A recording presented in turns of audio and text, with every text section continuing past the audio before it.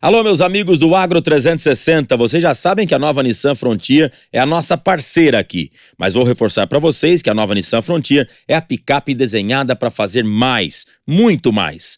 Além da exclusiva suspensão traseira Multilink, que garante uma baita estabilidade e conforto para você enfrentar qualquer terreno, ela tem o DNA japonês e o menor custo de revisão do segmento. É muita coisa boa que a nova Nissan Frontier oferece pra gente. Então o que você está esperando para garantir a sua nova Nissan Frontier 0 km?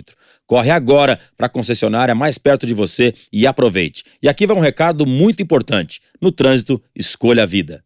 Alô, amigos do Agronegócio, está no ar mais um Agro 360 para você. Eu quero falar agora com você, amigo pecuarista. Você sabia que tem um nicho da pecuária, que é o mercado de touros de rodeio, touros de pulo?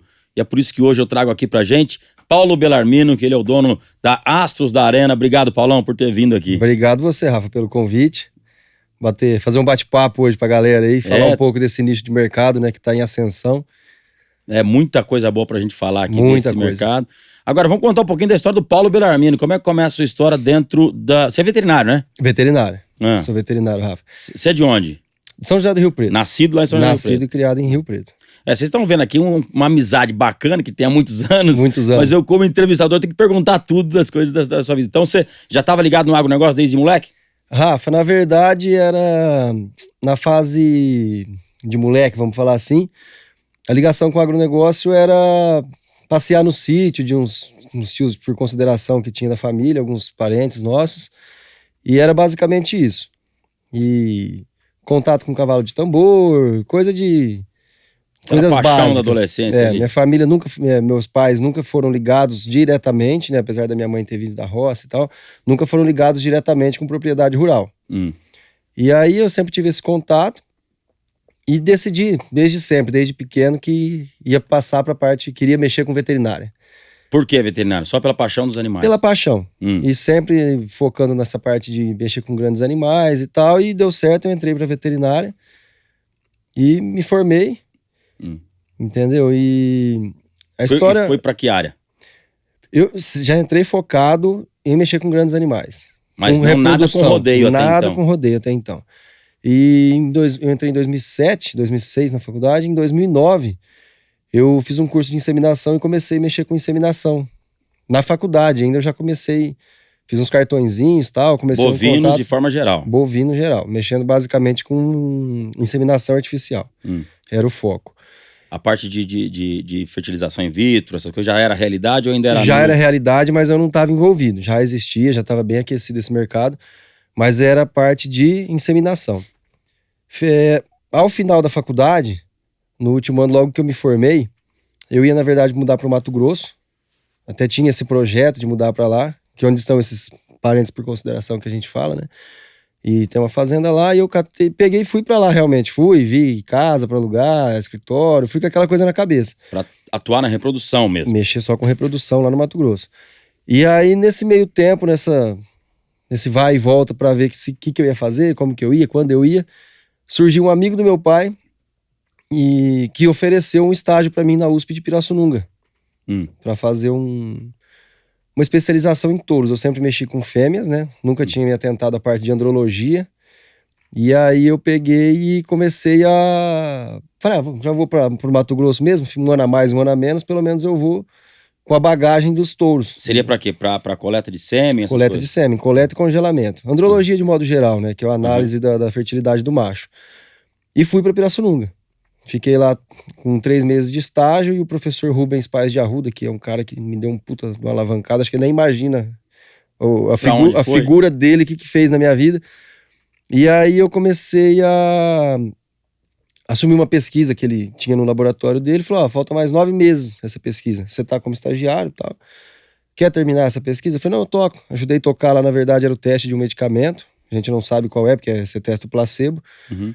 Eu toquei isso, e nesse meio tempo, eu peguei muita familiaridade com congelar sêmen, andrologia, era 24 horas coletando touro, congelando sêmen, descongelando, aquelas coisas, e surgiu um touro em Rio Preto, até foi um amigo meu, gerente da Canda na época, um cara foi no balcão e perguntou quem coletava sêmen de um touro pra ele, lá em Rio Preto, e eu lá em Pirassununga. Ele falou, o Paulo Bellarmino tá lá em Pirassununga fazendo especialização, me ligou. Ô Paulo, você não coleta esse touro? Eu falei, coleto sim. Você tava coletando que raça ali? Tudo? Não, lá só trabalhava com Nelore. Só Eu Nelore. tinha um grupo controle que eu coletava todos aqueles touros do grupo controle Certo. diariamente, cada dia um grupo, e analisava o que esse medicamento e os placebos, os grupos de medicamento estavam fazendo, se poderia esse produto ser implantado na pecuária de corte como um produto que poderia ser usado em reprodutores. Na verdade era essa, era um Sim. vermífugo para saber, posso aplicar em touro? E eu fiz essa parte do touro. Falei, não, coleto. Esse touro eu coleto sim. Quando eu for para Rio Preto, eu vou e coleto esse touro. E era o Turu perguntando no balcão quem coletaria um touro, e era o Rio Nascente. Então, vamos explicar para quem tá em casa, que eu conheço a história, mas é o seguinte: Turu é um dos grandes incentivadores da genética de touro de rodeio no Brasil, né? E ele ia coletar o Rio Nascente. O Rio Nascente era dele? Já não. Já era dele, ele tinha acabado de adquirir o Rio Nascente. E o Turu, como o Turu já tinha montado nos Estados Unidos, ele tinha aquele conhecimento da genética de touros de pula. Sim, né? sim. E aí era para coletar o touro dele. Coletar o touro dele. Eu sempre gostei de rodeio, mas aquela coisa de estudante de veterinária gostar de rodeio... Você nem imaginava que a genética de touro de rodeio já estava acontecendo. Não sabia da existência desse nicho. Porque, na verdade, isso aí que ano mais ou menos é? Talvez 2010? 2011, Rafa. 11. Porque nessa época o André Metzger estava começando já, mas já tinha algumas coisas. O Turu também já veio atrás, né? O Flávio Junqueira já tinha genética dele. São pessoas que começaram, foram os pioneiros. O Paulo Emílio já tinha alguma coisa também. O Paulo já estava mexendo também. Uma série de criadores já vinham com a ideia deles lá atrás de começar esse trabalho, né? E aí, quando eu voltei para Rio Preto, me apresentou o Turu, vamos coletar um touro de rodeio. Falei, bacana, coletar touro de rodeio. O que você vai fazer com o sêmen do touro de rodeio, cara? Rodeio pra você até então era só pra você ir assistir, sentar na arquibancada, tomar cerveja e divertir. Era isso. Vamos coletar o touro. Coletei o touro, ele me explicou, quero coletar o touro por causa disso. Falei, cara, que negócio bacana. Coletei o touro, voltei para Pirassununga. Daí, 15 dias, voltei para Rio Preto e o touro, não, vamos coletar de novo. Mas e o resto da boiada? Minha boiada é essa. Comecei a pegar um perfil da boiada de modo geral e fiz uma parceria com ele. Falei, vamos cuidar dessa boiada, vamos colocar a sanidade em dia, a alimentação em dia. E comecei a me aprimorar. Esse sêmen do primeiro touro que você tirou lá do Rio Nascente, era bom? Cara, eu não me recordo, Rafa, certinho como foi a primeira coleta. Tô perguntando isso pela questão da fertilidade do touro de pulo. Sim, é boa? Ou ele tem um pouco por causa de muita performance, pode cair um pouquinho? Cai. O congelamento de touro de pulo é muito complicado. E depois disso eu comecei o quê? Comecei a achar os problemas, as dificuldades na coleta do touro, só que eu já tava com esse gancho, que eu ainda tava lá na USP, então eu comecei a fazer o quê? Comecei a mastigar a parte de andrologia, eu falei, eu tenho que resolver esse problema desses touros. E comecei a me aprofundar, tanto estudando a parte de andrologia, quanto estudando essa questão toda de performance dos touros, entendeu? Então, tudo bem, é um touro de rodeio, por quê? O que ele pula? O que ele precisa para pular mais? O que ele precisa? É um touro de genética? Tá, mas como que a gente vai fazer para esse touro... pra gente explorar essa genética, pra gente explorar esse trabalho que está sendo feito. Então foi onde eu comecei a estudar a andrologia mais a fundo e também a parte nutricional. Tanto é que aí nós começamos até a parte sanitária ou técnica da boiada do Turu, eu comecei a cuidar de forma geral. Desenvolvi uma ração junto com outro aluno na época na USP lá para usar nos touros dele. Na época deu um resultado bacana pra caramba. Não foi nenhuma ração desenvolvida, vamos falar assim. Uma suplementação. Peguei alguns tópicos, sabe? Eu lembro na época que foi assim... uma energia que um touro gasta para pular, vamos tentar suplementar, por exemplo, com o quê? O que uma vaca leiteira usa hoje. Aí no laboratório de vaca leiteira, falava, porque o gasto energético é enorme, vamos tentar usar isso. Cavalo de corrida. Experiência mesmo. Experiência mesmo. Cavalo de corrida? Cavalo de corrida, o que ele usa? Por quê? Mas é monogástrico, mas calma aí. Aí é lá no laboratório de zootecnia, o que a gente pode transferir? O que vai suprir isso para um touro? Enfim, uma série de coisas que a gente começou a partir dali. Ô Paulo, esse bate-papo aqui, ele é muito importante até pra gente mostrar para as pessoas que não conhecem do rodeio, né? Pra gente mostrar por que um touro pula. Sim. Né? E eu costumo dizer isso nos leilões que a gente faz e tudo mais, a questão de que a nossa genética de carne que tá voando, haja visto que nós somos hoje os maiores produtores de carne do mundo, ela é totalmente contrária a que um boi precisa para pular. Totalmente contrária.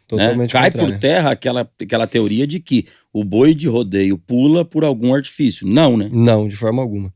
De forma alguma. E ela vai tão contra a questão da pecuária de corte hoje, que está super estudada e super evoluída, que a gente tinha que tentar fazer o quê? Esse touro não pode ganhar peso, esse touro tem que ter explosão. Então, na verdade, musculatura. Então, aquilo foi o quê? Foi um começo de um trabalho não envolvendo só a genética. E foi onde eu comecei realmente a me aprofundar nessa genética. E eu acho que foi exatamente por volta nos anos 2009, 2010, onde a boiada do Brasil, que, diga-se de passagem, foi muito boa lá atrás, ela deu uma caída no rendimento em distância, em longevidade, né? Você tinha touros que pulavam, mas não durava muito tempo. Não durava muito tempo. Por causa da evolução da genética de carne. O pessoal começou a selecionar animais a campo e o que imperava era a genética de carne. Então o touro vinha com uma explosão de início, só que o que ele tinha geneticamente? Ele tinha deposição de gordura, ganho de peso diário muito alto. Então, ossatura mais fina. Mais fina, você entendeu? Então, aí que a gente começou a perceber que realmente a gente ia pegar um caminho totalmente inverso daquilo. Do que as pessoas já vinham fazendo, cruzando touros porque esse touro é bom, talvez ele vai passar a genética, certo? Mas e aí, esse touro vai passar a genética? O que a gente busca que ele passe, entendeu? Então foi meio que um laboratório para mim aqui com o Turu quando eu comecei, o outro laboratório lá na USP em Pirassununga, a gente tentando achar o ponto de equilíbrio daquilo, e foi uma loucura. Catava aquela silveiradona velha que ele tinha, ia lá não sei aonde buscar produto e ração e passava naqueles atacadões, comprava óleo, ia lá, alugava betoneira pra misturar ração no braço, cara, pra gente fazer e tentar achar o negócio perfeito. E enfim, eu comecei a trabalhar com o Turu dessa forma. E aí o Mato Grosso é como você esqueceu, ou não ainda? Já foi ficando pra trás. Até que chegou o momento que, assim, lá na USP o professor falou, ó, faz um mestrado aqui, fica aqui comigo. Falei, não posso, eu já tava tão envolvido aqui que eu já vi que eu não tinha jeito de sair. Por quê? Aí do Turu eu comecei a conhecer o restante do pessoal. E como é que foi a aceitação na USP de falar, tô fazendo genética de boi de rodeio? Não se falava em fazer genética de touro de rodeio. Não ainda? Não, era entender o porquê dos defeitos espermáticos e tal, pra tentar resolver o problema na época de um touro só, tô com esse problema, o que eu faço pra gente... Era um problema específico, pontual. Só que depois eu abri esse leque para tudo e consegui desenrolar bastante coisa. E a parte de nutrição foi batido, preciso disso para um touro pular. Vamos tentar, estamos aqui mesmo, entendeu? E foi um negócio bem bacana. E aí foi ficando para trás a história do Mato Grosso, por quê? Do Turu eu comecei a conhecer várias pessoas do meio. Então foi onde eu conheci o Ricardinho Gataz, o Fabinho, o Paulo, N tropeiros, que chegou o ponto que eu falei, cara, não tem jeito. Nem de eu ficar em USP, nem de eu ir pro Mato Grosso, eu tô envolvido com boi de rodeio. E eu fiquei realmente. E você fazia o quê? Você já fazia um trabalho para esse pessoal? Eu comecei a fazer um trabalho de quê? De coleta de sêmen. Aí comecei a fazer a parte de sanidade, a própria parte clínica, foi muito forte na época. E o que aconteceu? Eu comecei a me envolver nesse mercado. A hora que eu vi, eu tava trabalhando com touro de rodeio. Que legal. E aí, nesse meio tempo, traçando a caminhada, passando tudo isso, eu comecei a ver outro aspecto. Eu começava a ter muito problema, eu comecei a associar muito problema de coletar touros por problemas de medicamento com lesão em casco. Era explosivo o negócio. Falei, cara, mas... Lesão em casco, o que é?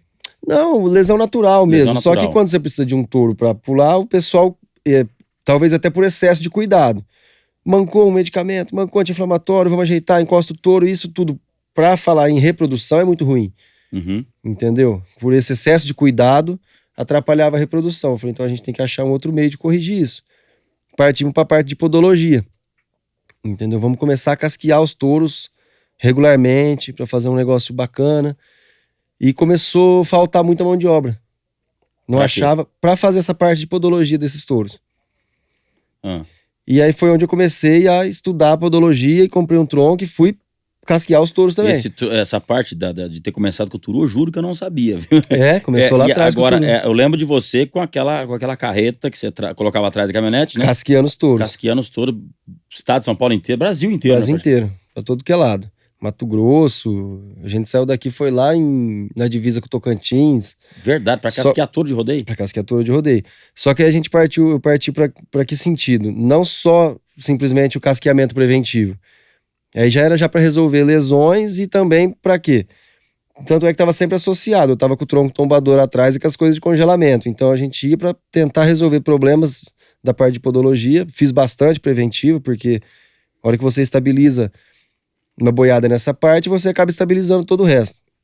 Tem muito problema de broca também, igual Também. a mesma do cavalo, praticamente. Mesma coisa. É a mesma coisa. aquela que dá em cavalo, aquela broca. Eu lembro de um touro que era meu e do André Metz, que você foi mexer pra gente, o Danger. Foi você que fez o casco dele. Foi. Né? Ele teve um problema sério de Seríssimo. casco, porque se alimenta bastante, muita energia, e o casco acaba ficando meio frágil, né? E aí foi esse meio de reprodução, com clínica e tal, que eu me envolvi com os touros mesmo em si, entendeu?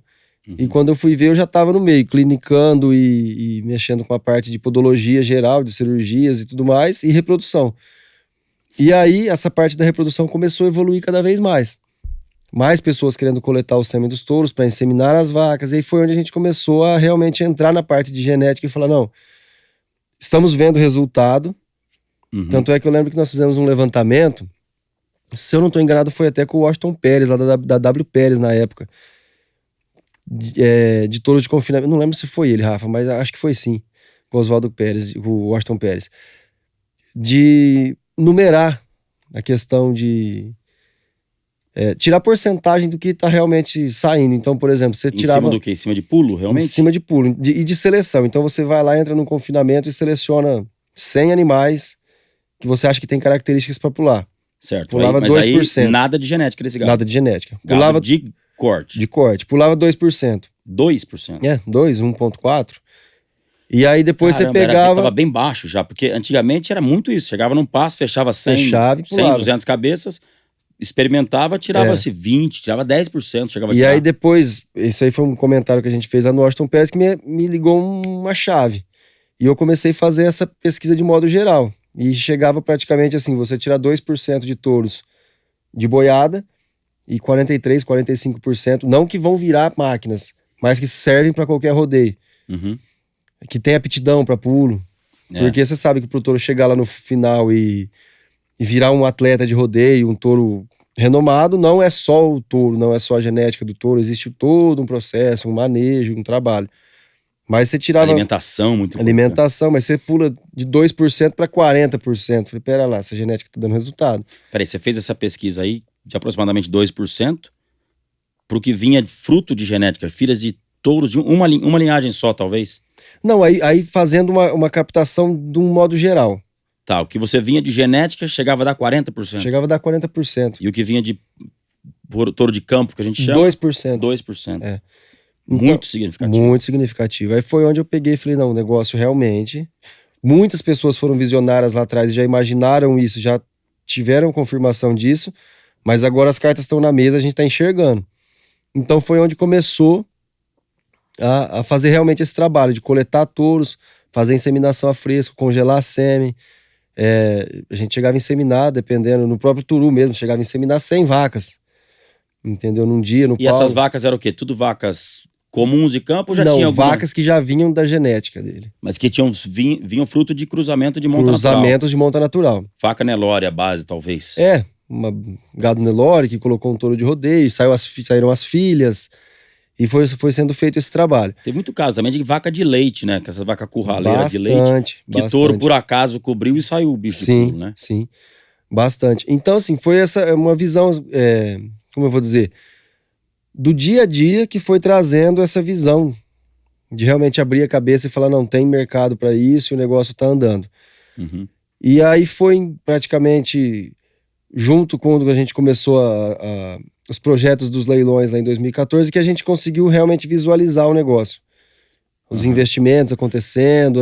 Agora, quando você está aí fazendo essa genética, para alguns criadores ali, não tinha aquela visão mais... que não acreditava nisso, porque isso, eu por estar diretamente ligado ao rodeio, eu via muita gente falar, esse negócio de genética não vira nada, né? Como é que era essa aceitação? Você chegou a sofrer muito com isso ou não? Rafa, sofremos bastante no começo, sofri bastante no começo para tentar Porque tem gente que até hoje acha que não tem nada a ver. Sofri bastante para tentar emplacar. Ah. Só que os grandes nomes que vieram lá de trás trouxeram os resultados, entendeu? Uhum. Então, assim, não pontua um touro. Às vezes você não vai pontuar um touro. Mas pessoas como o André, Juliano, Flávio o Junqueira. Flávio Junqueira, o próprio Paulo, que também fazia um trabalho antes disso. O Paulo Emílio fazia um trabalho ali que era bem caseiro, né? Ele tinha as vacas ali pouquinhas vacas de leite, que ele foi cobrindo essas vacas. E ali tem 3, 4, 5, 6 gerações que até perdeu a marcação disso tudo, né? Exato. Então, o que acontece? O próprio mercado depois começou a enxergar isso. Então, chegou o ponto que você não ia mais atrás da pessoa. Vamos fazer por causa disso. Já era a procura direta, entendeu? Eu quero fazer, vamos fazer, o que eu preciso para fazer. A coisa foi acontecendo naturalmente. Naturalmente. Então, quem não acreditava não vinha atrás de você, mas a maioria vinha atrás porque acreditava. Porque acreditava. E foi muito rápido, no meu ponto de vista, porque, vamos falar, num prazo de 4, 5 anos, deu um boom. A gente acompanhou, né? Esse boom na genética, o pessoal começou a investir. E eu acho que esse volume de pessoas investindo e acreditando que acelerou tanto isso. Então você difundiu o negócio e todo mundo começou a tentar, e quem testou foi tendo resultados, e hoje o negócio está realmente... Eu acredito que não tem como alguém hoje chegar e falar que não funciona. Porque, por exemplo, eu trouxe aqui o Cadão Viacava, um dos maiores, talvez o maior criador de Nelore Mocho do Brasil. Sim. Uma referência. E quando você conversa com alguém de tamanha responsabilidade no criatório de carne, ele quer índole mais manso, ele quer aquele touro precoce, que com 14 meses já tá um monstro de grande. Exato. E a gente não quer isso, né? Não queremos isso. Quando você olha, você mostra uma foto de uma fêmea hoje fechada em genética de pulo e mostrar pra qualquer pecuarista, fala, meu Deus do céu, o que é isso? Nem quero. Nem quer de Quanto graça. você paga? Não quero isso aí no meio do meu gado. E é a realidade. E nesse estudo de mudança, como falei pra você aqui, de comportamento e tal, que eles têm que ir selecionando pra mansidão e tudo mais, você tinha que ir selecionando a morfologia também ou não? Morfologia a gente separava bastante nos cruzamentos. Talvez um touro mais pesado, porque a grande aposta, a gente sempre teve uma visão de que a fêmea talvez fosse a base. A principal. Mas qual touro usar? Uhum. A gente nunca sabia se um touro poderia passar alguma coisa para os seus filhos ou não. Então você tentava morfologicamente separar um pouco. Você não ia colocar numa vaca lá de 350 quilos, uma vaca pequena, um bipolar. Uhum. Entendeu? Porque o bipolar grande, né? Até anatomicamente, né? Um bezerro às vezes enrosca, tal, você pode ter uma série de problemas. Dessa forma a gente selecionava morfologicamente. Mas por índole, por estilos de pulo, essa filha é filha de qual touro? Então vamos apostar que se a gente colocar esse touro... Na época era bem assim. Acredito que todo mundo que começou também foi dessa forma, né? Vou colocar na filha do fulano, o Beltrano, porque acredito que vá... Mas nessa brincadeira de testar de qualquer jeito, você já evolui mais devagar, mas você já gera uma certa evolução. Porque aí na parte morfológica, você tá... O seu produto é totalmente contrário ao que a carne quer. Então você vai ter um bicho ali que até para descarte... Vai ser ruim. Vai ser ruim, né? Até para descarte vai ter um preço muito pequeno. Se bem que os machos, você reparando, eles dão sempre um cruzamento muito bom. É difícil o macho sair um touro mirradinho. Né? Porque você vende uns cruzamentos de uns animais muito fortes, né? Então, querendo ou não, ele tem uma carcaça, um animal cachudo, mas totalmente contra no ganho de peso, em precocidade, acabamento de carcaça. É muito diferente do que de um gado de corte. E aí, de repente, começa a vir essa questão de quem foi o primeiro a fazer FIV, fazer fertilização in vitro? Acho que foi os primeiros ali, pelo menos foi o André, tu já fazia. Não, foram eles, na verdade. Né? Esse pessoal dessa época que já começou a fazer. Eu não sei pontuar qual foi o primeiro a usar a esses primeiros aí foram os que ganharam tempo na coisa, porque você avança de uma doadora, mas para identificar quais eram as melhores doadoras é que era a dificuldade. Que era a dificuldade. E aí foi por recorrência. Eu tenho essa fêmea aqui, eu tenho 4 filhos dela pulando. E realmente pulando muito bem. Então, pera lá, vamos pegar ela. E eu tenho mais um outro touro ali que eu tenho... com vacas comuns, com 4 ou 5 vacas diferentes, 4 filhos dele pularam. Então vamos pegar esse touro com essa vaca e vamos ver um negócio Nada científico, vamos falar a verdade. Sem Exatamente. ver marcador Genoma. genoma, sem ver nada disso, muito além, muito fora do pessoal do leite, da carne faz, mas usando essas características Usando de a prática, pulo, né? a prática, É a prática. entendeu? Que é basicamente hoje que eu acredito que aconteça no quarto de milha. É.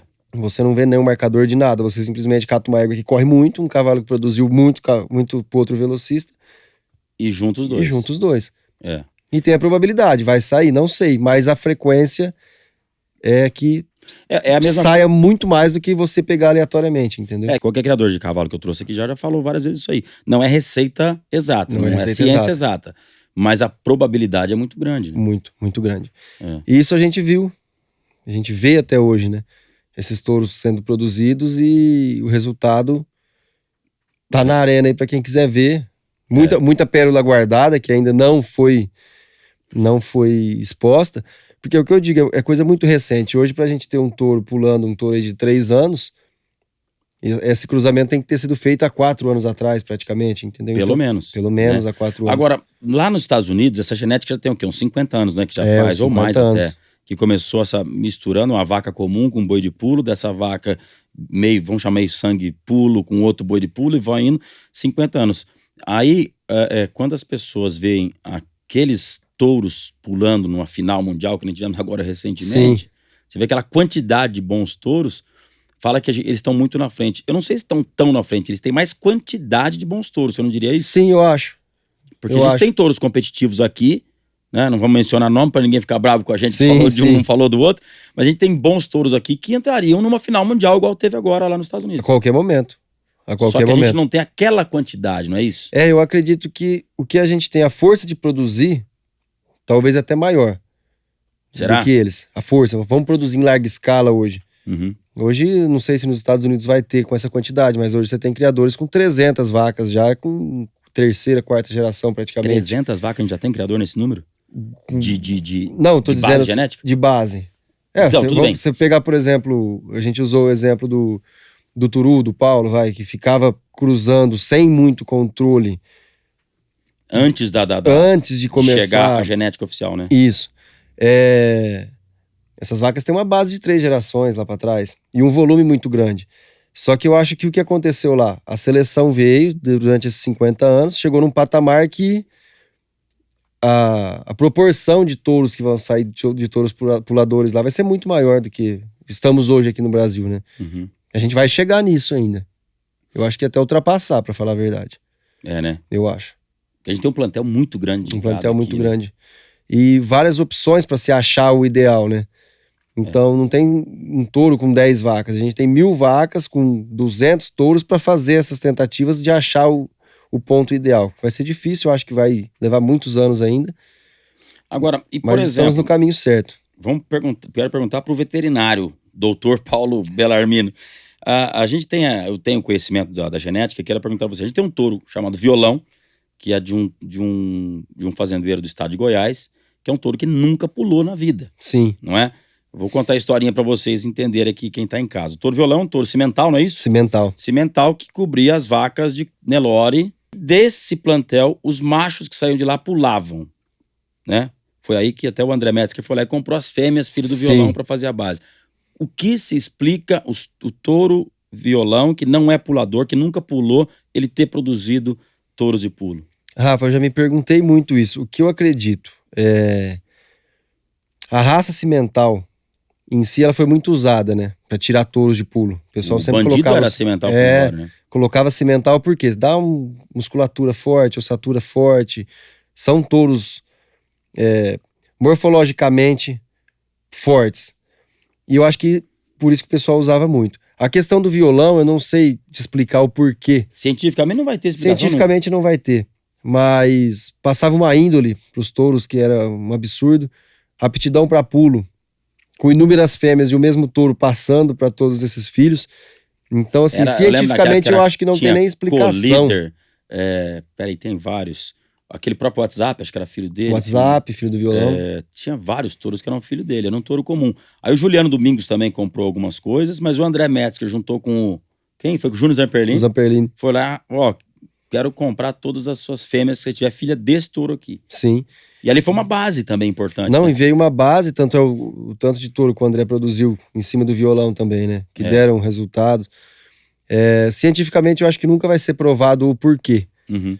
Mas serviu pra gente conseguir enxergar que tem fundamento. Será que nessa pesquisa de genomas, de genética, será que não vai conseguir achar alguma coisa lá dentro? Tem que achar o marcador. Qual? Qual é o marcador? Qual é o marcador? É. É índole, é morfologia, Porque o que a gente quer é performance. é performance. E performance não tem como provar ela Não, no genoma, não tem como. exato. Então, assim, nós estamos seguindo o mesmo caminho do cavalo quarto de milha, eu imagino. É, né? O mesmo caminho. Da seleção desde os Estados Unidos, ou o mesmo caminho que os americanos usaram lá atrás, só que hoje muito mais acelerado. Eles também estão acelerados, né, por questão do desenvolvimento das biotecnologias. Hoje a FIV, você produz em larga escala uma porrada de produto ao mesmo tempo, então isso foi acelerado, e acho que a questão agora é trabalhar cada vez mais buscando resultados. Então, ó, produziu, por quê? Calma, cientificamente a gente não vai provar, mas vamos para frente. Vamos continuar essa produção, vamos dar foco nessas fêmeas, foco nesses machos e ir filtrando cada vez mais. Eu acho que essa que é o negócio da genética, entendeu? No quarto de milha tem uma linguagem que fala o Magic Cross, né? O cruzamento mágico daquela linhagem com essa linhagem sempre deu campeões. A gente tem algum no touro de pulo? Ou alguns, né? Aqui nós temos vários. Temos vários, mas eu acho que o Magic Cross ainda eu acho que não encontramos. O exato, né? O exato. A receita do bolo. Eu acho que ainda não. Nós temos touros que têm 5, 10 filhos pulando, tem vacas que não importa o touro que você cruzar com ela, que vai ter resultado. Uhum. Temos vacas com 3, 4 filhos pulando, touros com 5, 6 filhos pulando, com vacas diferentes. Mas aquele cruzamento que você vai falar, não, encontramos aqui, daqui para frente a probabilidade é de 75%, eu acho que ainda não encontramos. Não vai ter adep ainda de boi. Ainda não. Ainda não vai ter adep de boi de pulo. Mas eu acho que no futuro próximo aí vamos encontrar. Muito né? próximo. Porque tá muito, a pressão de seleção tá aumentando muito. A seriedade do criador tá mudando, a cabeça do criador tá mudando. Entendeu? O investimento em genética hoje ele parou de ser uma brincadeira. Até então era, vamos cruzar aí, vamos ver o que vai dar. E hoje virou realmente um negócio. Virou um negócio e virou um negócio profissionalizado. Agora, para você em casa entender, vamos falar como se fosse um cavalo de raça. Né? Você tem o cavalo puro sangue, com uma égua comum, ele vai gerar um meio sangue. Meio sangue. Do meio sangue vai para 3/4, né? O cavalo puro na égua meio sangue vai dar o 3/4. Cavalo puro na égua 3/4 dá o 7/8 e assim vai subindo. Para nós chamamos de CG1, CG2, é isso, né? Essa é a nomenclatura que foi criada pela Jovens Touros. Na Best Book, é outra empresa também, assim? É a mesma nomenclatura? Mas é basicamente isso aí. É basicamente. Certo. A base de touros puros, entre aspas, porque não é raça, Sim. Ela é a performance. A performance. Então, para um touro ser puro, que a gente chama de PP, puro por performance, é ele ter pulado. Ele mostrar performance. Mostrar performance. E não interessa qual é como é que eu digo pra você, a qualidade que ele tem. Não é um touro que pulou numa final em Barretos ou em qualquer outro grande rodeio. Não, acho que não depende de títulos. Não depende de título, não depende de histórico. Não, ele tem que ter os quesitos básicos que um touro de rodeio tem que apresentar. Então esse touro tem probabilidade de se tornar um touro de rodeio? Tem. Então vamos usar ele também como base para esse trabalho. Porque é o que eu tô dizendo, um touro vai pular muito bem na minha mão. Certo. Eu posso ir lá e ganhar Barretos. Vai para sua casa, pode ser que ele muda tudo. Muda tudo. E a recíproca é verdadeira. Então, eu acho que esse estudo vai partir de criador para criador, entendeu? Usando o produto que ele quiser. A gente vai nomear lá um touro como puro por performance, por quê? Porque a gente não tem uma base científica para dar esse título. Agora, desses touros reprodutores, nós temos algum reprodutor de 2, 3 genéticas para trás dele que já vem comprovando na produção? Comprovando? Por exemplo, eu estou dizendo aqui, vamos usar a nomenclatura do cavalo. Um touro meio sangue é um touro 3/4 de filho de touros de pulo que já estão em produção representativa. Porque, por exemplo, vamos falar do bipolar, que a gente falou dele aqui. Bipolar é o touro do Paulo Emílio, que, se não me engano, tem 4 ou 5 filhos pulando. Só que ele não é de base genética de touro de rodeio. Sim. Né? Agora, a pergunta é, nós já temos touros pulando hoje, que tem 2, 3 gerações para trás? Será que temos? Temos né? alguns, sim. A linhagem do cara metade Cara metade, que já vem da genética. já tem algumas coisas. Temos alguns, sim. Mas eu acho que para a proporção de touros que nós temos hoje, eu acho que são poucos. E uma coisa interessante que a gente colocar é que a demanda do mercado é grande. Tem muito rodeio no Brasil. Muito rodeio. São diversos campeonatos acontecendo aí, né? Além da PBR, que eu falo muito de PBR, que eu estou dentro dela, estou inserido na PBR, mas a PBR é um campeonato internacional, mas que tem os outros campeonatos que são tão bons quanto, que vem com uma crescente grande, e os competidores brasileiros que estão evoluindo cada dia, né, Paulo? É isso aí. Eu acho que se a Torama, vamos dizer assim, não apertar o pé, a peãozada pega, e do jeito que tá vindo, se a peãozada não apertar o pé, fica para trás. Porque a evolução tá vindo assim, né? Você vê, dá um boom de touros excelentes que ninguém para, de repente a peãozada já chega junto. Eu acho que esse conjunto tá evoluindo muito bem. E o que eu acho que no futuro, tirando os animais de genética, vai começar a dar um branco no rodeio.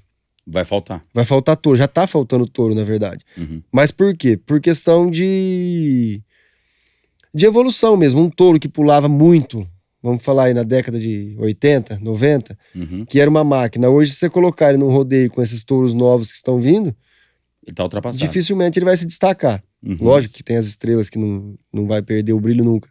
Mas de modo geral tá vindo essa evolução. E eu acho que a genética vai acelerar isso cada vez mais. Vai, né? Eu acho que vai acelerar cada vez mais. Acho não, tenho certeza. Que a gente já tá vendo acelerar, né? Recentemente tivemos aí o Rafael de Brito, campeão mundial, a brasileirada lá arrebentando. Formato de times da PBR lá nos Estados Unidos tá exigindo. Eu fiz uma conta aí, são mais de 100 competidores que precisam para atender bem atendido esse campeonato lá nos Estados Unidos de peão de montar em touros. Essa evolução dos competidores, como você estava falando aqui, ela tem que correr junto com a evolução, A evolução dos touros. Né? E nós temos algum touro invencível hoje? Quem tem algum invicto hoje aqui no Brasil? Que a gente... Invicto, Rafa. Difícil, né? Acho que é melhor a gente nem falar isso aí pra não ficar bravo com a gente. É verdade mesmo. É bom nem falar, mas invicto de verdade hoje, acho que não. Então, isso é uma dificuldade, de ter touros mais difíceis, porque o Adriano Moraes sempre fala isso pra mim, que o bom, ele é bom em qualquer época. Quando os touros estão mais difíceis, quem é bom vai ter que evoluir junto com os touros. Sim. Né? E você acha que nós estamos acompanhando essa evolução dos competidores? Ô, Rafa, eu acho que estamos. Eu acho que estamos. Em que sentido? A peãozada tá ficando cada vez mais dura e a gente tá vendo que tá vindo uma torama muito dura atrás, entendeu? Então eu acho que tá acompanhando sim. Acho que é meio que natural, né? Porque se não evoluir os touros, os peões vão continuar mais ou menos ali, e se evoluir você não vai ter parâmetro pra julgar se evoluiu. Então, agora, tá falando da final mundial, porque teve... Eu não sei qual round foi agora na final mundial, que teve uma noite com 3 paradas só, com 3 notas válidas dentro de 30, 40 montarias. Outro dia de 4 montarias válidas. O final, o short go round lá, teve uma montaria. A peãozada não conseguiu acompanhar os touros lá. Você acha que pode haver uma evolução, de repente, tão rápida daqui a pouco, de ficar meio que muitos touros invencíveis? Pode acontecer isso? Ô, Rafa, eu acho que pode, não tô dizendo que vai acontecer, mas eu acho que pode porque tem muita coisa nova vindo. Que é o que eu tô dizendo, o boom realmente desse investimento, desse trabalho de genética, nós vimos pouquíssimos produtos desse trabalho até hoje, trabalhando de verdade, entendeu? Então, temos vários touros de genética pulando, mas eu acho que a hora que aparecer mesmo... Vai vir num caldeirão, vai talvez. vir um caldeirão. E aí vai separar os homens dos meninos, porque vai ser o seguinte, vai ser um monte de touro bom pra gente selecionar uma cabeceira, e a peãozada vai ter que vir junto com esses touros. Vai vir uma... Eu tô ansioso pra ver. Agora eu tô sentindo no ar que tem alguma coisa surpresa que você tá sabendo aí nos bastidores de gente que tem coisa boa guardada aí. Tem, muita. É mesmo? Bezerrada ainda? Não, tanto bezerro, que são promessas, entendeu? Tanto garrotes que ainda não estão preparados para ir pro rodeio, mas já estão se mostrando excelentes touros. No robô, né? No robô. Com o peão também. Que ainda não estão na idade certa de ir pro rodeio, não estão como que eu vou dizer? Não tem condição, às vezes, de levar um touro nessa época ainda pro rodeio. Mas tem muita coisa boa vindo. É, né? Muita coisa boa. E de genética, que é o que eu tô dizendo. Eu acho que vai ser um boom que vai mostrar mais uma vez o resultado de tudo que tá sendo feito, você entendeu? Agora, vamos voltar um pouquinho na história para contar para quem tá em casa aí como é que foi o início desse projeto Astros da Arena.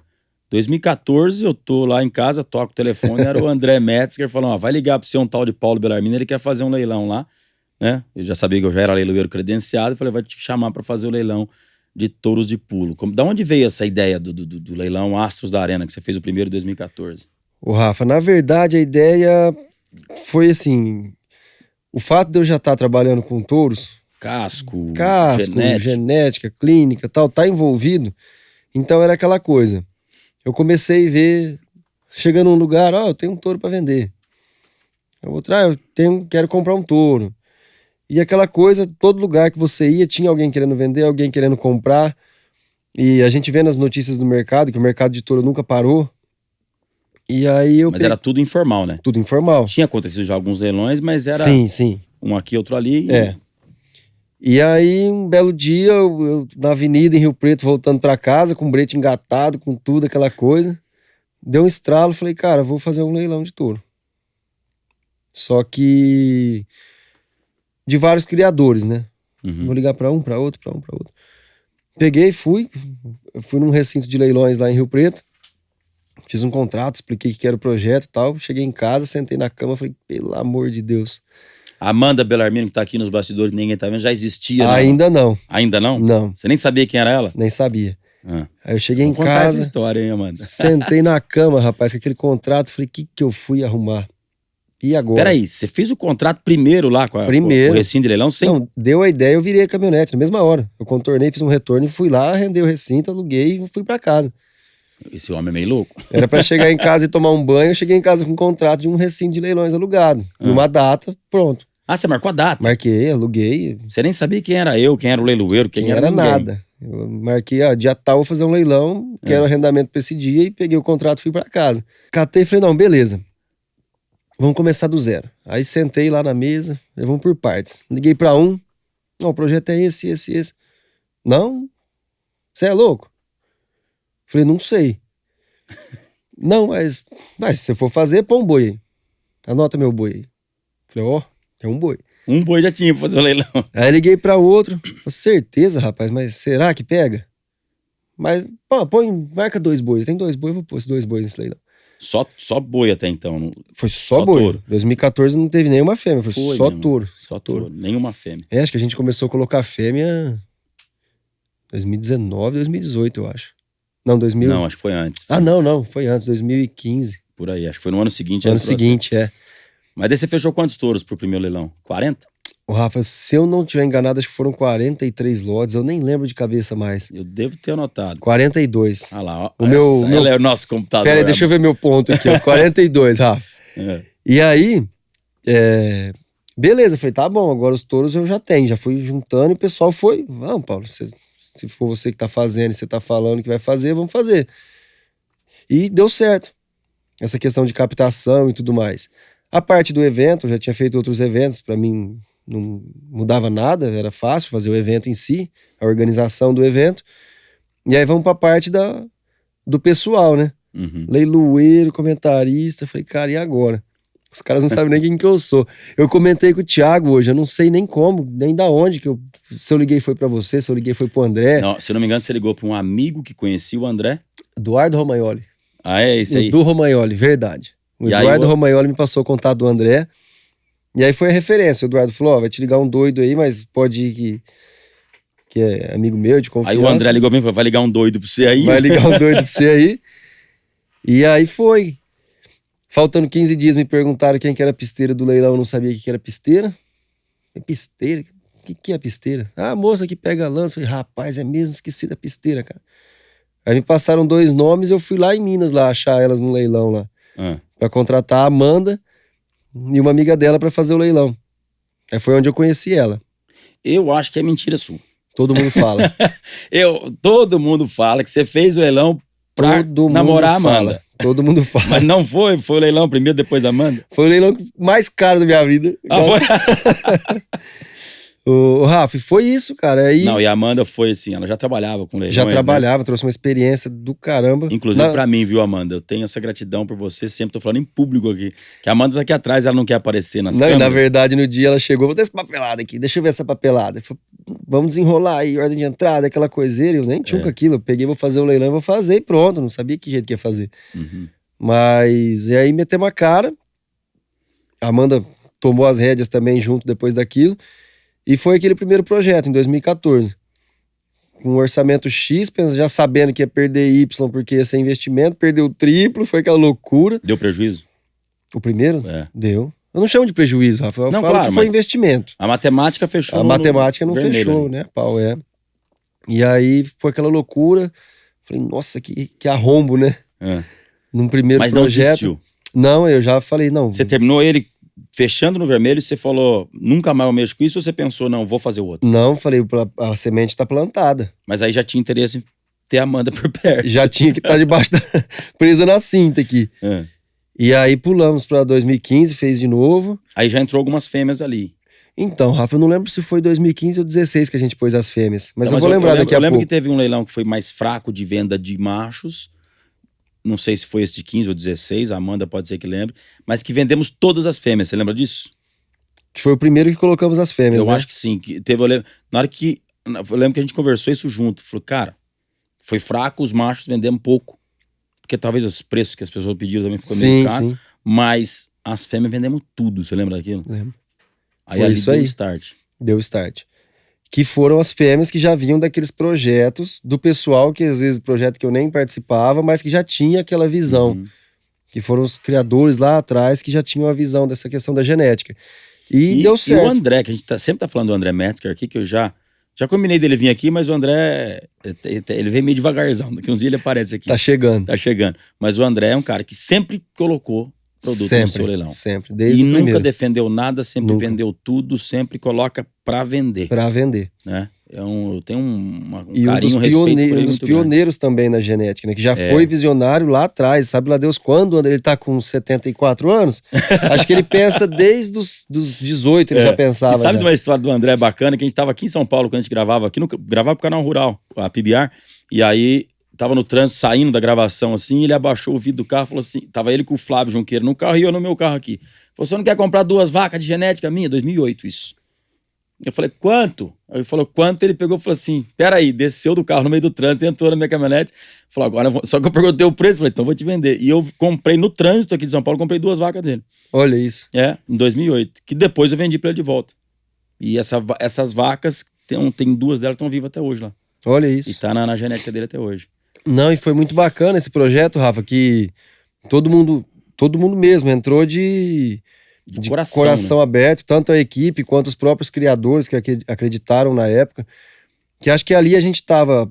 Fizeram outros leilões, mas leilões fechados, liquidação, enfim.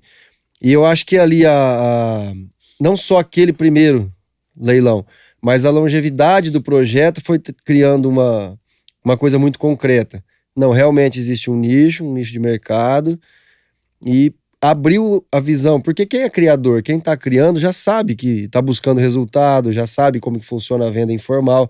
Eu acho que abriu um leque muito grande para novos horizontes também, entendeu? Novos investidores. É isso que eu queria entrar agora pra gente falar um pouquinho disso, porque até então era o quê? Era o Paulo Emílio, maior de todos os tempos, que colocava nas vacas dele lá, entre aspas, por acaso, né? Porque não tinha um Sim. projeto para aquilo. Os touros enxertavam aquelas vacas e dali saíam alguns animais. O André, que tinha visto isso nos Estados Unidos, e quem queria estar ali por perto. Agora, gente que... Hoje eu vejo clientes comprando gado de pulo que nunca imaginaram em ter boi de rodeio. Exato, Não é verdade? exato. E esse projeto trouxe pessoas grandes para dentro, que hoje são grandes criadores. Eu gosto de usar bastante a Vale do Sertão, por exemplo. O Danilo, quando entrou comprando num leilão, fez uma base sensacional para trabalhar tudo em cima disso, uma visibilidade que também talvez não alcançaríamos Como que eu posso usar? Democratizamos o negócio. É. Eu tô aqui no Mato Grosso, como que eu faço para ter acesso a uma fêmea do Paulo, por exemplo? Uhum. Ou uma fêmea do André Metzger? Ou um garrote do Flávio Junqueira? Era muito intocável para certas pessoas. E a gente conseguiu abrir isso para o mercado de pulo, vamos dizer assim, do Brasil. E como consequência não só disso, veio essa aceleração da genética. Por quê? O pessoal começou a ver valorização, começou a ver resultado. Então, não era só o fato de comprar uma fêmea de genética e deixar no pasto. Ela me custou X. Não, pera lá, ela me custou X, mas eu vou produzir com essa fêmea. Ano que vem eu vou fazer Y, vou fazer 3X, 4X, coisas que nós já vimos. Criadores que entraram num certo momento, vamos usar um investidor recente hoje, por exemplo, o Bruno Dutra. O Bruno Dutra, genética BD, ele entrou. Ele nunca mexeu com rodeio? Nunca. Ele comprou uma base genética, foi comprando com a gente nos leilões, né? Foi. E foi fazendo uma criação. Ele comprou fêmeas e foi fazendo embriões, etc. Exato. Então, o que ele vislumbrou? Ele vislumbrou como um negócio, que era esse nicho de mercado que eu acho que é interessante para qualquer tipo de criatório. Quando você cria um nicho de investidores... Pra gente passar aqui, aproximadamente o leilão dele do ano passado, foi agora em 2022. 22. Né, em outubro de 22, faturou por volta de R$700 mil só com touros só com genética de touro de pulo. Só com genética que ele comprou, investiu e produziu. Detalhe, com a produção do que ele comprou. Peraí, ele fez esses aproximadamente 700 mil em cima do que ele comprou? Em cima do que ele investiu. Em cima do que ele investiu. Ele vendeu, se eu não me engano, 1 ou 2 doadoras. Não vou me recordar agora. 1 ou 2 doadoras. 2 doadoras. Meu ponto acabou de me façar aqui. O seu GPS, meu ponto eletrônico. Seu ponto, ele colocou, então no leilão, ele pegou leilão de produção. Ele colocou 2 doadoras para incrementar o leilão e o resto era só produção dele. O resto só produção. E detalhe, bezerros mostrando excelente performance, garrotinhos já mostrando excelente performance, fêmeas com performance, todas produzidas por ele. Então, ele é o exemplo de um novo investidor que não vislumbrou simplesmente vou comprar e vou pôr ali. Ele criou um negócio. Fez um negócio. Ele investiu e no primeiro leilão de produção dele, ele bateu o recorde de bezerro mais caro.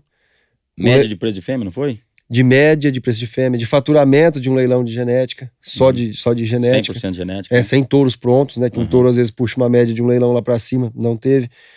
Então, assim, é um nicho de investimento, o mercado existe, e esse tipo de investidor que acelera a questão da genética. Por quê? Profissionalizou o negócio, biotecnologias voando, FIV, transferência, inseminação, coleta, tudo gira em torno disso e os produtos deram resultados.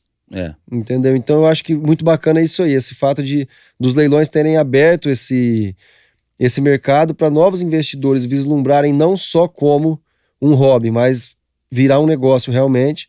E quando alguma coisa vira negócio, alguma coisa se torna rentável, a pessoa faz cada vez mais a fundo, que é o interessante da genética, que é onde eu te digo que vai dar o boom. Daqui a pouco vai dar o boom. Agora, eu acho que uma grande sacada para o mercado, na minha opinião, foi em 2019 a Jovens Touros, né? Sim. Porque a gente já tinha a Best Bull, que é uma empresa que registra os animais. Isso. Né? E a outra empresa que faz a mesma situação é a Jovens Touros, do nosso amigo Fabinho, lá de Floreal.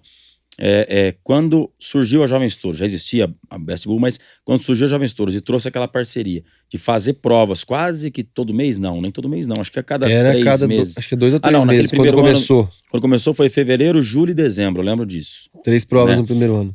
Que tem a prova do Futurity, que vem os garrotes com um robozinho em cima, uma peça, quem quiser dar um Google aí, não entra no Instagram joga no Instagram da Jovens Touros, o pessoal vai ver. As provinhas de robô no dummy ali, onde tem 4 segundos para ser avaliado, e ali começou a ter, e na pandemia essas provas aconteceram, e aí acho que deu uma fomentada no negócio também, quando a gente começou a fazer os leilões, né? Exato. E aí até foi na época, foi começo de pandemia, aquele né? primeiro leilão que nós fizemos lá, na Jovens Touros, foi 2019, eu lembro que foi no dia do meu aniversário, 13 de dezembro, mas aquele primeiro leilão lá na Jovens Touros. Exato. Aí veio a pandemia em 2020. Isso, e com a pandemia, a parte virtual ficou muito mais forte. Nós perdemos um pouco aquela... Porque todos os leilões que nós vimos fazendo, tudo presencial, recebia o público, nós não podíamos fazer mais isso. Porém, o mercado de touros estava em constante evolução, não parou. O investimento em fêmeas também não. Só que todo mundo perdeu o contato. Não tinha rodeio, não tinha mais leilão presencial, não tinha nada. E a Jovens Touros começou... Na pandemia em 2020, nós fizemos uma série de leilões com provas tanto virtuais, né? Eu não aguentava mais fazer com exame do nariz. Exato. Todo leilão que chegava lá, todo mundo tinha que fazer, tomar aquela cotonete no É. nariz e fazer exame, todo mundo negativo para poder estar lá junto.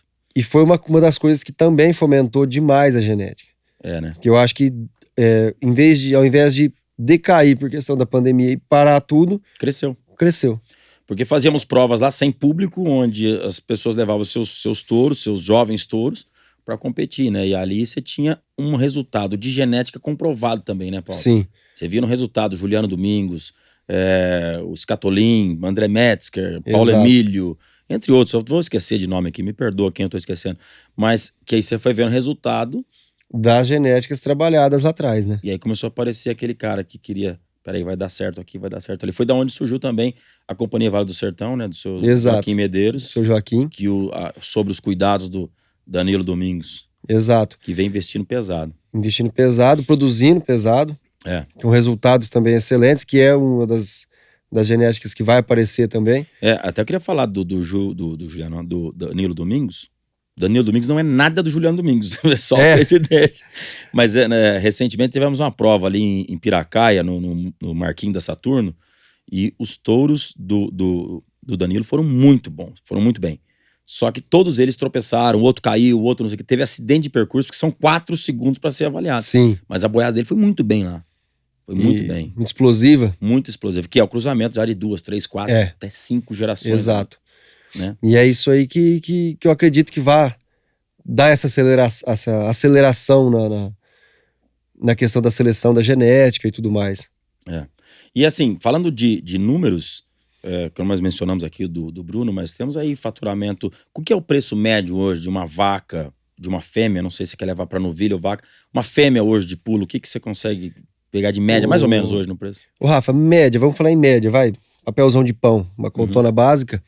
Entre todos os criadores, uma média hoje de uma fêmea de genética, uma vaca de genética está girando em torno hoje, que nós temos esses números aí por questão dos fechamentos dos leilões, uma média em torno de R$14 mil. 14 mil. Uma média hoje. Média. Só que você tem uma vaca dessa, você olhar para ela no corte, seria vaca do quê? No preço que tá hoje, com a arroba baixa, na baixa da pecuária? 2.200. 2.200. Jogando olhando morfologicamente para ela, esquecendo toda a genética que ela tem. Exato. Ela como vaca de corte. É lógico que você tem umas vacas de genética que são maravilhosas. Claro. Mas de modo geral, sim. De modo geral, uma vaca você não vende por 3 mil hoje no corte. Umas maiores, mais gordas e tal, pode chegar a 3, Mas a morfologia da fêmea de genética hoje no corte não é uma vaca que seria valorizada nem 2.800, vamos falar assim, para não falar besteira. Mas muito pesada, uns 3, 4 mil? No peso. No peso do dia. A vaca mais cara, eu acho feio falar mais cara, mais valorizada. Mais valorizada. Qual que é o valor dela? Hoje, oficialmente, R$67 mil. 67 mil. Aquela do Juliano Domingos que vendemos no leilão dele lá. 67 mil reais. É o que eu digo. Você tem os picos que tiram da média. Por exemplo, tivemos bezerros já de R$42 mil. Verdade. Bezerras de R$36 mil. Então, assim, é um mercado que a qualidade vai falar por si só e já está sendo muito reconhecida. Né? Já está sendo muito reconhecida. E touro mais caro, aí eu tenho orgulho de dizer que nós participamos dessa venda. Você pode falar que você bateu o martelo do touro mais caro do Brasil. O touro mais caro do Brasil foi comercializado por R$1.005 mil. R$1.005 mil, Rafa. R$1.005 mil. Foi uma delícia, aquele momento foi histórico, né, Paulo? Histórico, ficou para a história. E antes de mais nada, em falar de fechamento, do valor em si, ficou para a história a valorização, né? A confiança do investidor em investir. E é um touro fechado em genética, Fechado em genética. Que mostrou mais do que deveria com resultados. Um touro jovem. JD 872. 872. O touro mais valorizado do Brasil até hoje, Rafa. E muita pedreira seguindo essa sequência dos 3 dígitos, né? Vemos touros de 300 mil, de 500 mil, de 700 mil, de 100 mil. Então isso mostra o quê? Que o mercado está em ascensão, tem mercado para isso, e eu acredito que esses investimentos não vão parar por aí. E eu tô vendo também uma manifestação muito bacana de pessoas querendo organizar provas, assim como tem na Jovens Touros, assim como tem as etapas da Best Bull Genetics, que são 2 empresas que estão fazendo... Fomentando, né? Outras frentes estão querendo agora construir provas, né? Como teve, como eu disse aqui lá na Companhia Saturno. Do Marquinho. Do Marquinho, da Companhia Marquinho, Marcelo e a Dona Cida. Ah, sim. Não pode esquecer. Ela faz um café maravilhoso quando eu vou lá. Mas que ele fez uma prova fantástica, reuniu família e só de robô. Isso que é interessante, que a gente fala, não é que a gente que é contra fazer a prova com um competidor só para rodeio. Rodeio tem a característica de fazer o rodeio. Sim. Né? Agora, para você fazer uma competição com competidores, com peões de rodeio, você envolve salva-vidas, seguro, ambulância, uma série de situações. Envolve uma série de fatores na logística. Que na logística de você fazer uma prova, ela vai ficar mais cara. Talvez fique inviável construir essa prova. Deixa a prova para competidores, para os rodeios que já existem, que já estão estruturados. E tudo mais. Aí a gente tem visto prova que é só o tourinho, jovem tourinho ali, com o robô em cima.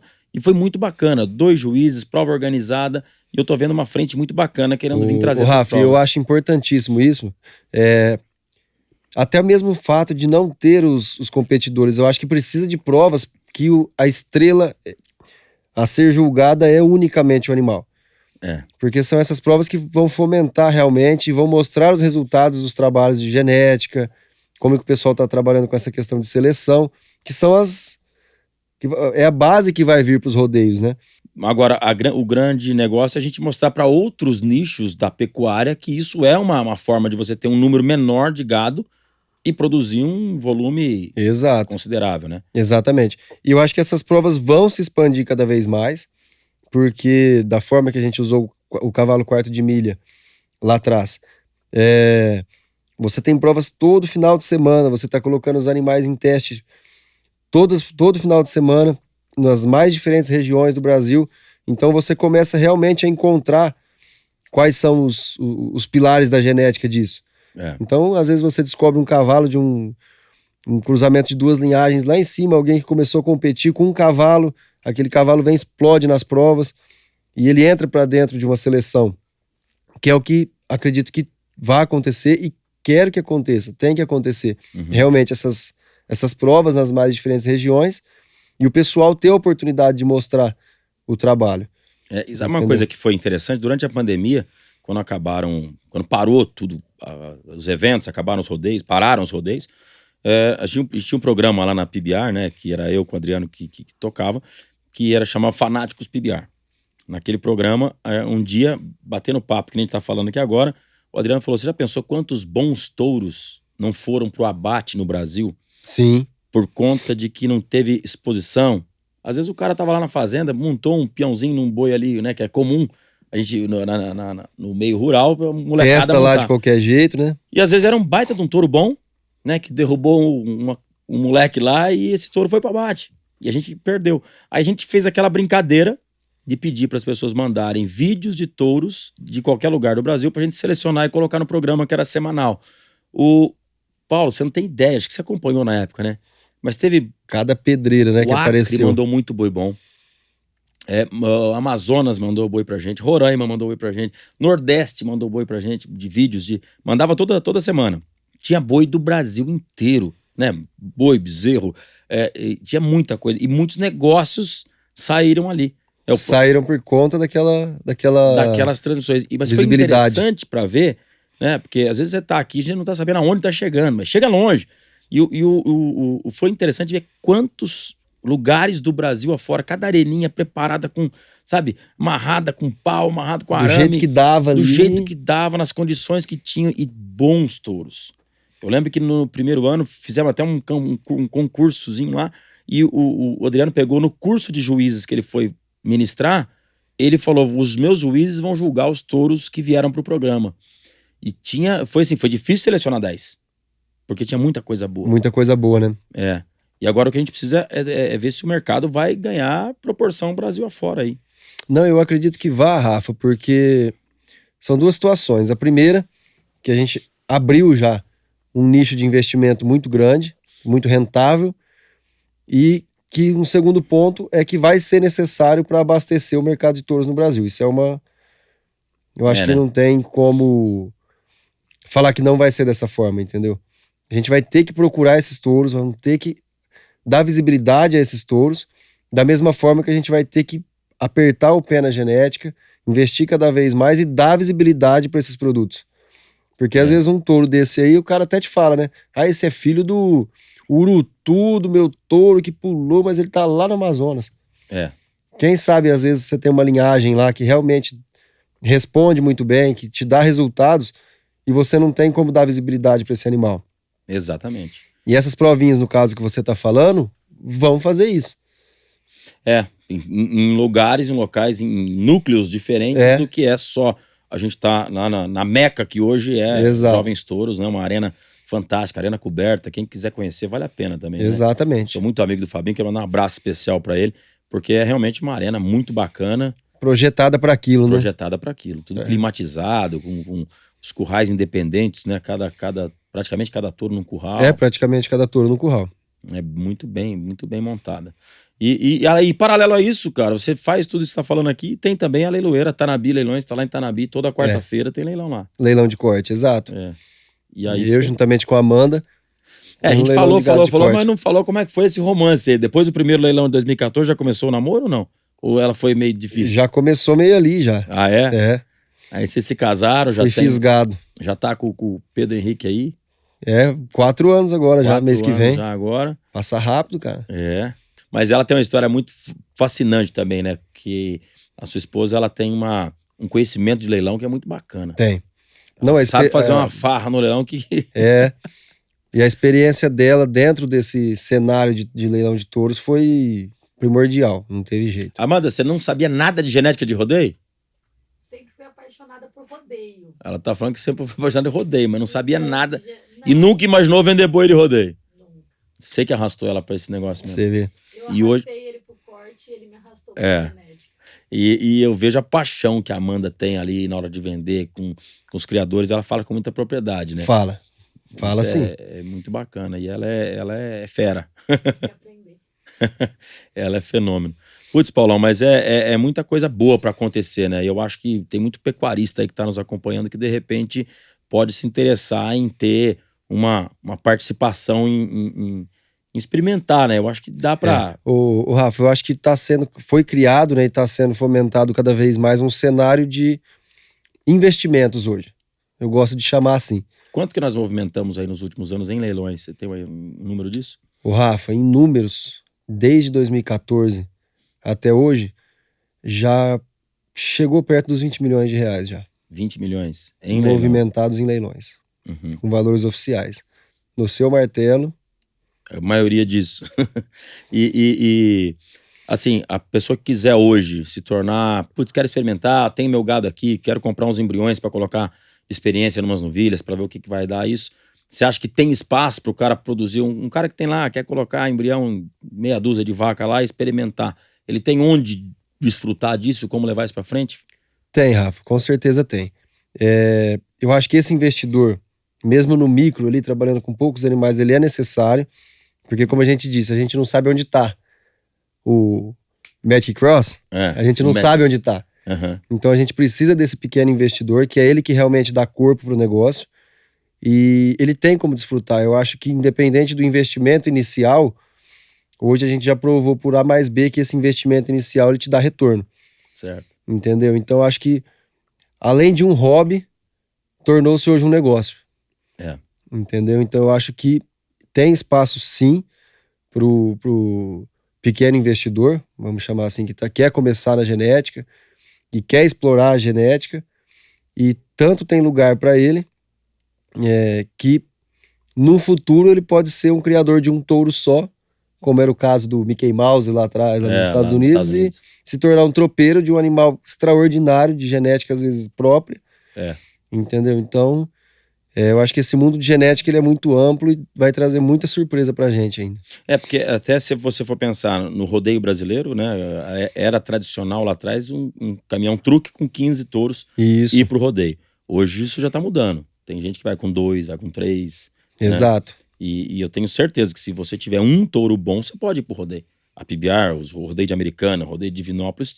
É lógico que tem que ver a logística, porque o que se vem de receita na alocação do touro não é tão grande para que tenha um E às retorno vezes a grande. logística não favorece. Não né? favorece. Você tá longe de um Só evento. que você ter um bom touro, ele pode ser um grande